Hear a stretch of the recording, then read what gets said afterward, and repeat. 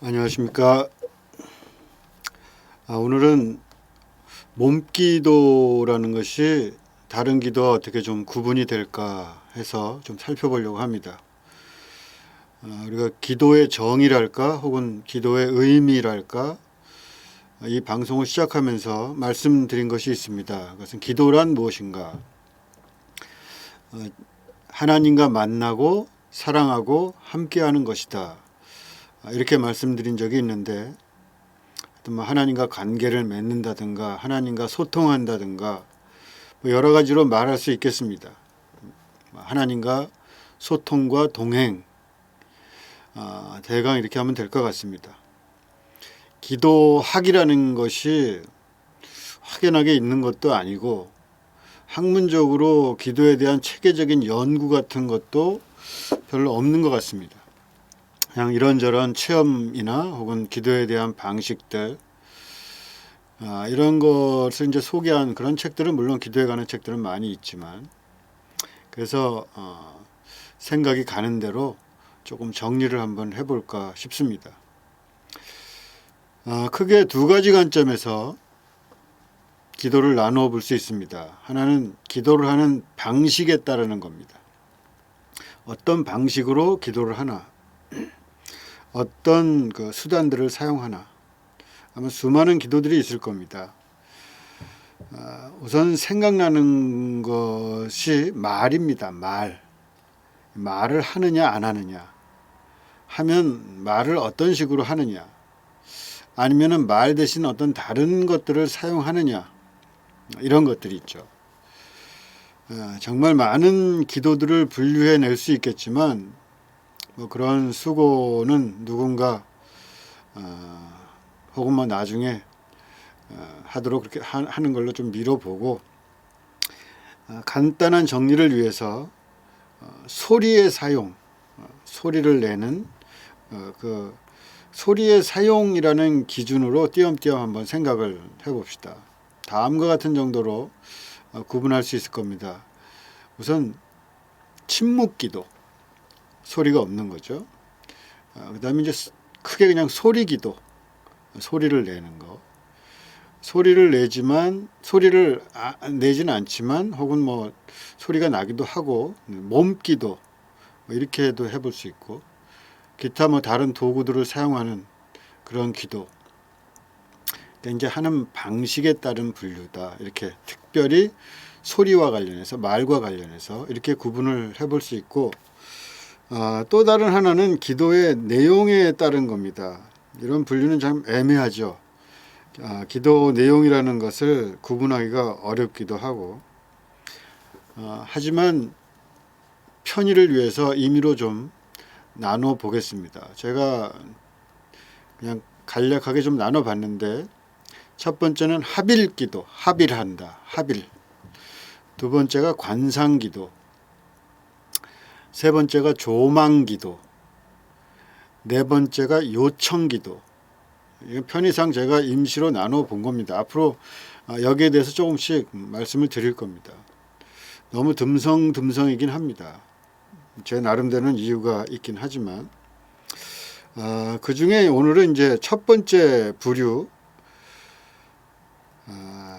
첫 번째 분류라고 할 수 있죠. 즉 기도하는 방법, 기도의 내용이 아니라 기도의 방식, 특별히 소리나 말을 쓰는 것에 관해서 한번 생각을 해보려고 합니다.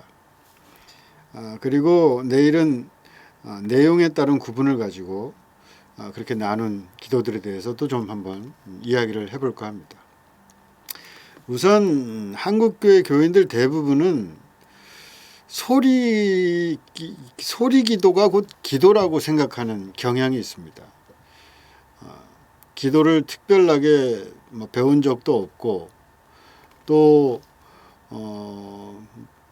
남들이 그냥 이렇게 소리 지르면서 기도하는 거 보고 저 기도는 저렇게 하는가 보다, 그렇게 봐왔기 때문에 그냥 소리 내서 이렇게 소리를 내면서 뭔가 중얼중얼 하는 것이 기도가 아닐까, 그렇게 그냥 보통 생각하죠.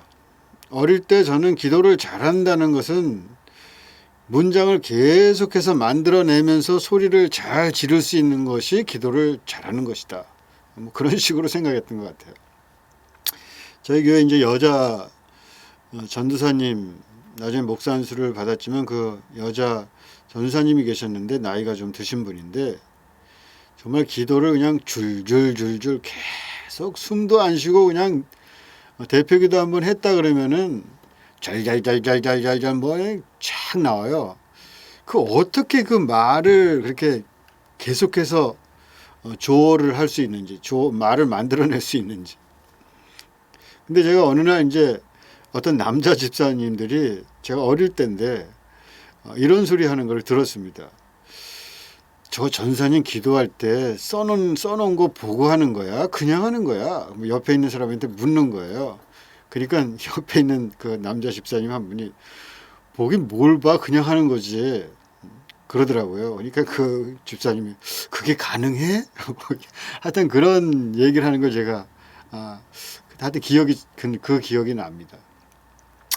나중에 이제 저도 알았죠. 좀 기도하다 보면은 그 정도는 뭐 대충 된다. 5분, 10분 줄줄 얘기하는 정도는 뭐 하면 되더라.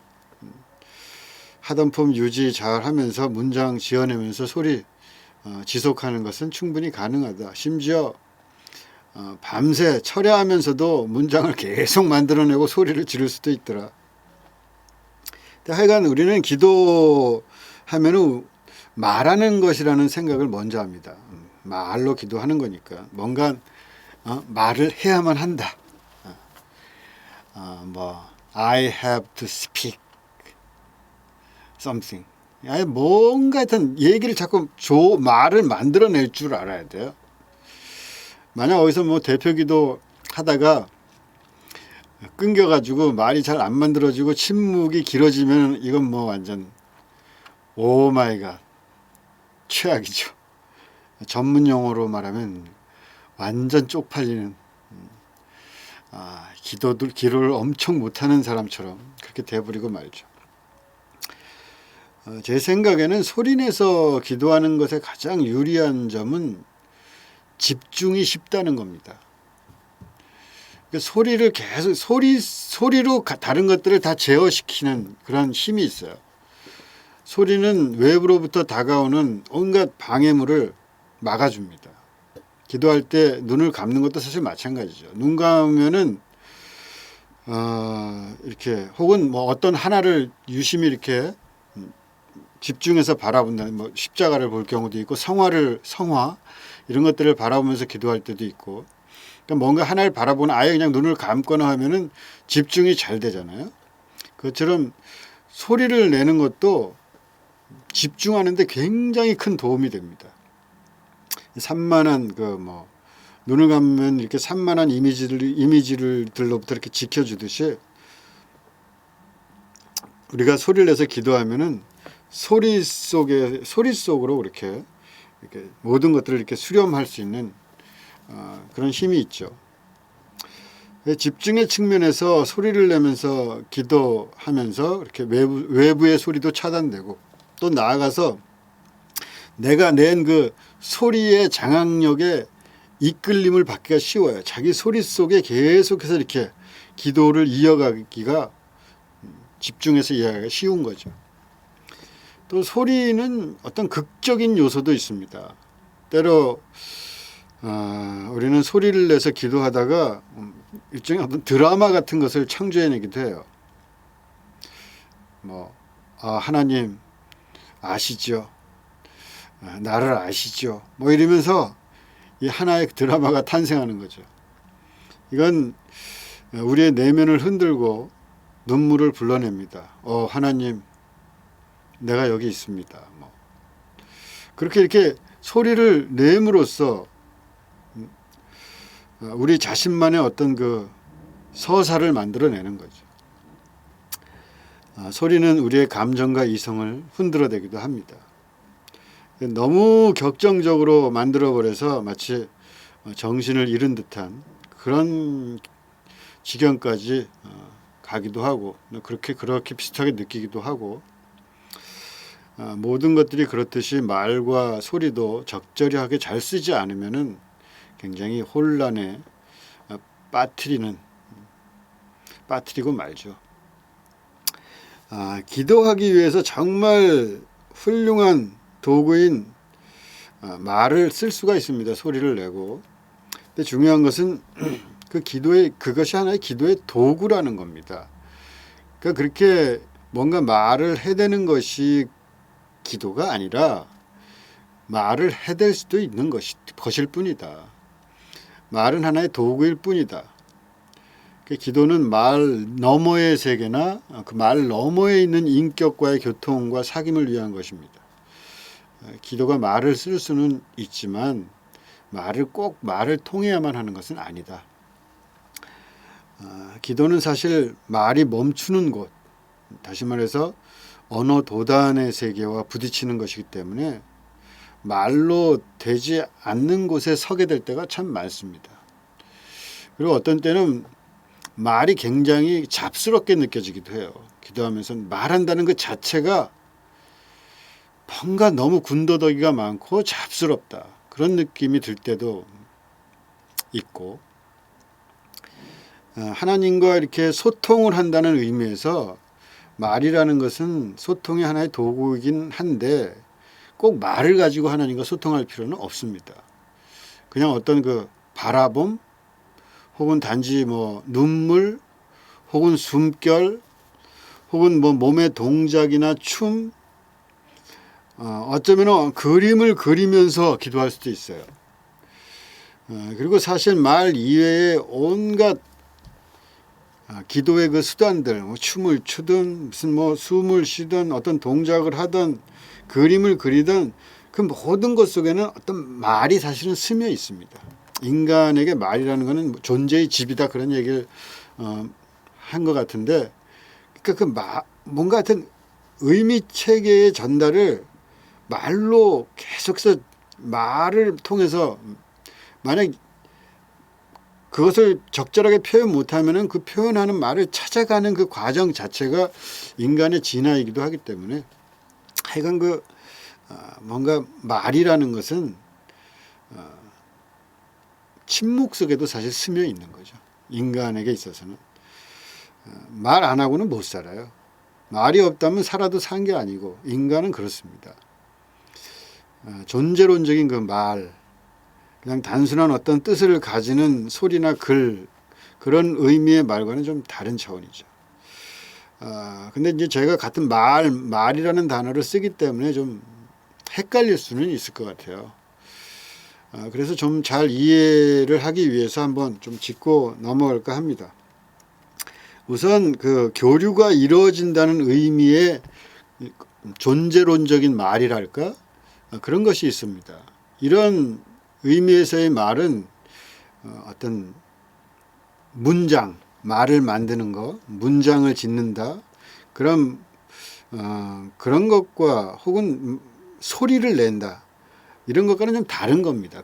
존재론적인 의미의 말이라는 것은 우선 첫 번째로 하나님께 말한다는 것, 기도의 언어라는 것, 이것은 문장을 지어내는 것과는 좀 다릅니다. 물론 하나님께 내가 말을 하지만 그것은 문장이라는 의미의 말이 아니에요. 기도의 말은 문학이 아닙니다. 너무 말을 지어내려고 애쓸 필요가 없어요. 내가 만약에 누구 아픈 사람을 위해서 기도한다고 해봅시다. 그때 그 아픈 사람을 내가 떠올리고 또 그 아픈 부위에 내가 공감을 하면서 하나님께 그 이미지를 올려드리는 것으로 기도할 수 있습니다. 이런 기도 자주 하게 되죠. 그래서 어떤 분이 아픈데 그럼 그분을 생각하면서 그 아픈 부위를 나도 좀 느끼고, 그러면서 하나님께 뭔가 그 이미지를 같이 이렇게 나누는, 그리고 좀 이렇게 회복되기를 원하는, 그렇게 그 이미지를 하나님께 드릴 수도 있거든요. 굳이 설명을 다 할 필요가 없어요, 하나님께. 그렇지 않습니까? 하나님이 꼭 말해야 알아듣습니까? 그렇기 때문에 쓸데없이 말을 짓느라고 시간을 허비하지 않고 굉장히 양적으로도 엄청난 기도를 할 수 있죠. 이렇게 말로 할 때보다 훨씬 데이터 교환의 양이 많고 속도가 엄청 빠릅니다. 저는 새벽 기도할 때 이런 방법으로 기도할 때가 많았습니다.